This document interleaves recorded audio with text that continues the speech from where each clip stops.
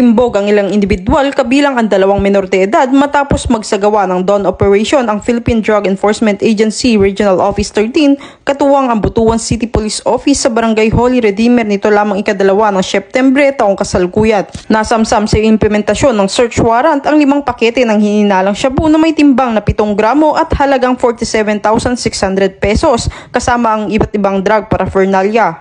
Ang mga menor de edad ay agad na nirefer sa child caring institution alinsunod sa batas habang ang ibang sospek ay sasampahan ng kaso sa ilalim ng RA 9165 o Comprehensive Dangerous Drug Act of 2002. Tiniyak naman ng mga otoridad ang pagpapatuloy ng mahigpit na pagtutulungan ng PNP PDEA 13 laban sa ilegal na droga at nananawagan sa publiko na makisa sa kampanya sa pamamagitan ng pagbibigay ng impormasyon upang tuluyang masugpo ang mga drug network sa Caraga Region. Mula dito sa Police Regional Office 13, ako ang iyong PNN correspondent, Patrolwoman Karen A. Malilin, alagad ng batas, taga-taguyod ng Balitang Pulis.